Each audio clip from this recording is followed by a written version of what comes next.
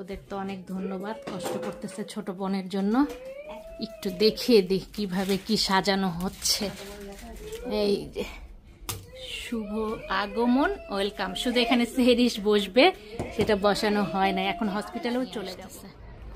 হসপিটালে দীর্ঘ 6 মাস একভাবে আসা হয়েছে, মানে হসপিটালও এখন বাড়ির মতো হয়ে গেছিল। হসপিটালের শেষ দিন, কালকে ইনশাল্লাহ আমরা বাসাতে সেহরিশকে সবাই দেখতে পাবো। বলতে বাসাতে কেউ দেখে নাই, প্রথম দেখবে বাসাতে। শিখে এখন মেয়েটা আমার আস্তে আস্তে উন্নত হয়ে, মানে এরকম দেখছেন যে যখন হয়েছিল একদম ছোট পিচ্চি বাচ্চা, সেই সময় কথাগুলো মানে মনে করা বলতে কি কষ্টকর ছিল যে আমার মেয়েটা এই পর্যন্ত সার্ভাইভ করে আসবে, সুস্থ ঘুমিয়েছে। এটা আমার মেয়ের বেড, বেডের ভিতরে এত অনেক খেলনা।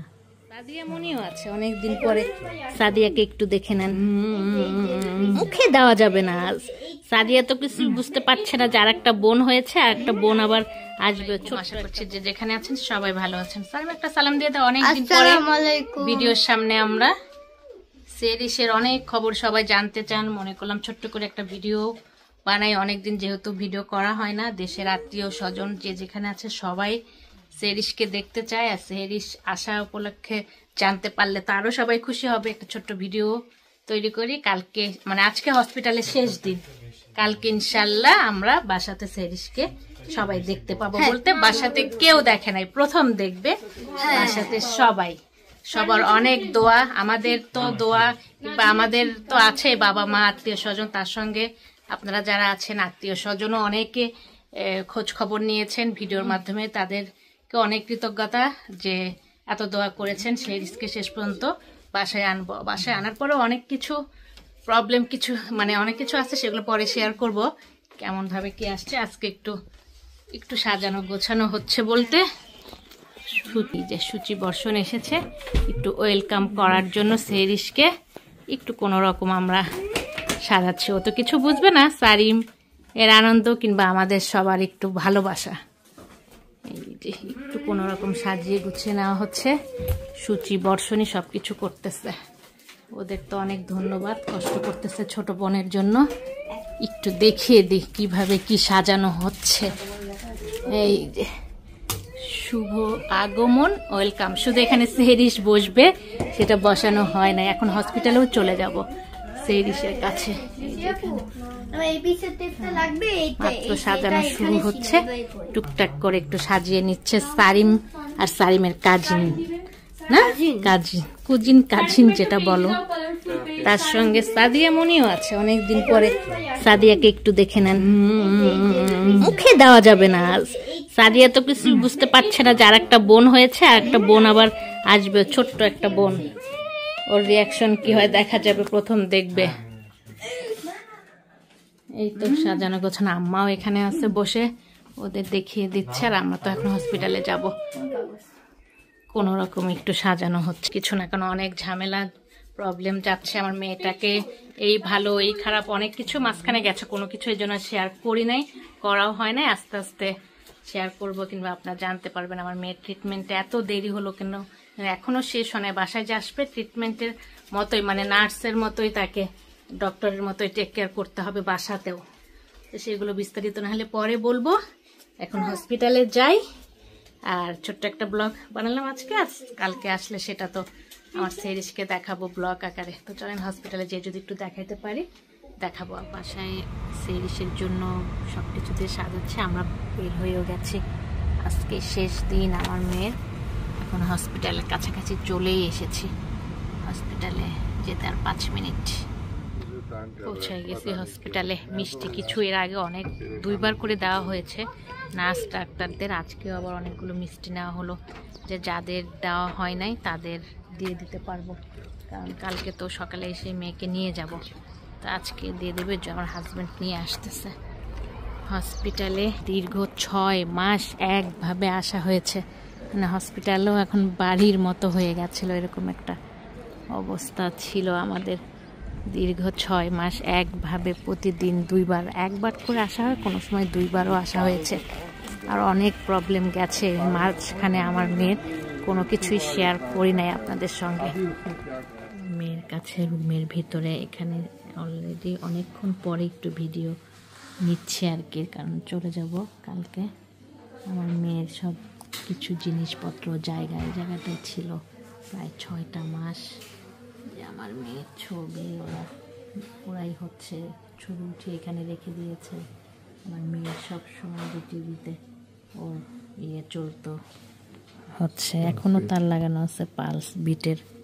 আমার মা এখন অন্ধকার, রুমটা তো সবসময় অন্ধকার করে রাখে। আমার মা ঘুমাচ্ছে, কোলের মধ্যে নিয়ে রেখেছি।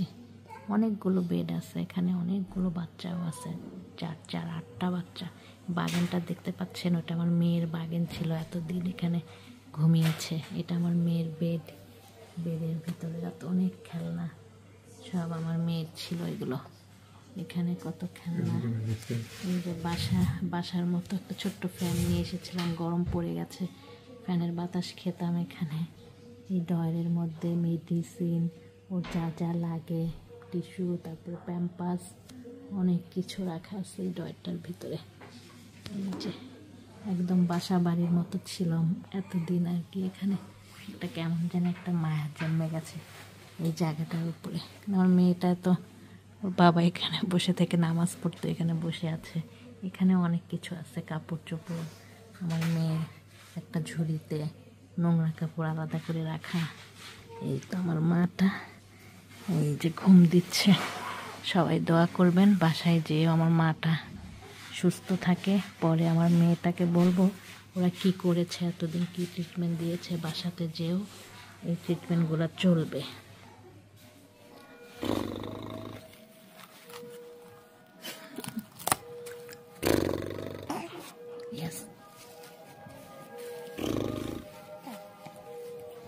বু কই গেল? বু বু ইয়েস বু।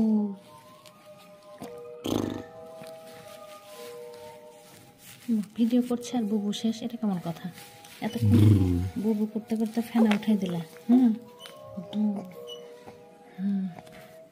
বু বু। আমার মেয়ে অনেকক্ষণ বুবু করছিল এতক্ষণ। মাম্মাটা মাম্মাটা ইয়েস টুনটুন মাম্মাটা। সামনাসামনি ক্যামেরায় ও বেশি তাকায়। এত গরম আর এখন এত বৃষ্টি। মেয়ের ওখান থেকে বের হলাম, যে শব্দ পাচ্ছি, কি পরিমাণ বৃষ্টি হচ্ছে। হয়ে একটু ভালোই হয়েছে, এত গরম। আর ভিতরে তো মেয়ের ওখানে আরও বেশি গরম, কোনো তো জানালা খোলা না, আলো বাতাস ঢোকে না। এখন হাইসং যেটা গরম করে ওইটা বন্ধ রেখেছে, তারপরেও ভিতরে তো কোনো আলো বাতাস যায় না, একদম বন্ধ জায়গা। অনেক গরম, মানে অনেক কষ্ট করতে হয়। যাক, এত কষ্টের ফলে 6 মাস একভাবে কষ্ট করা হলো মেয়েটার জন্য। যেটা বলতেছিলাম ভিতরে, যে আজকে শেষ দিন আমার মেয়ের হসপিটালে, কালকে এসে মেয়েকে নিয়ে যাব। এতদিন ডিউটি দিলাম হসপিটালে, সেই যে আসছি 5টায়, আর এখন বাজতেছে রাত 10টার সময় বাসায় যাচ্ছি।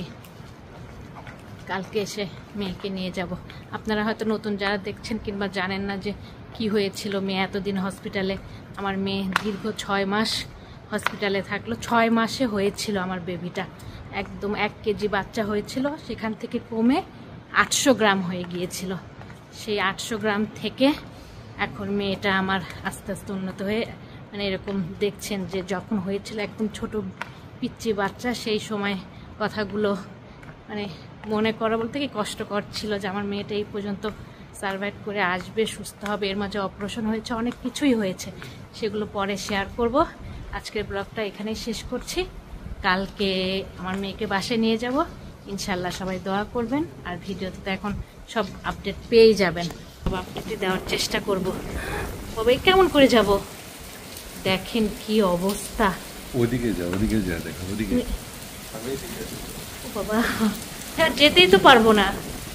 আল্লাহ কি অবস্থা দেখেন। আমার মেয়ে আজকে মানে শেষ দিন হসপিটালের, কালকে চলে যাবে, এর জন্যই হয়তো আরো বৃষ্টি এরকম দিয়েছে। আল্লাহ কান্না করতেছে, কারণ হসপিটালের সবাই এত পছন্দ করে। আর আসছিল মেয়েটা, একদম মায়া জমে গেছে সব নার্স ডাক্তারদের, অনেক ভালোবাসার মেয়ে হয়ে গিয়েছিল আমার। সবাই অনেক ভালোবাসা দিয়েছে আমার মেয়েটাকে। ট্রিটমেন্ট তো এখানকার কল্পনাই করা যায় না। বাংলাদেশ আমাদের দেশ হলে তো ট্রিটমেন্ট কখনোই পেতাম না। হাজার হাতিয়া আল্লাহর কাছে যে ইউরোপের একটা দেশে ছিলাম, ইটালিতে ছিলাম, এটাই আল্লাহর কাছে অনেক অনেক শুকরিয়া। তো বিদায় নিয়ে নিচ্ছি আমার মেয়েকে। আগামীকালকে যখন বাসায় নিয়ে যাব একটা ভিডিও করার চেষ্টা করব। আর সবাই অনেক অনেক দোয়া করবেন আমার মেয়ের জন্য। আল্লাহ হাফেজ। Thank you for watching my video. আমার চ্যানেলটিকে ভালো লেগে থাকলে সাবস্ক্রাইব করবেন, বেল বাটনটিকে ক্লিক করবেন, লাইক করবেন, কমেন্ট করবেন, শেয়ার করবেন। ধন্যবাদ।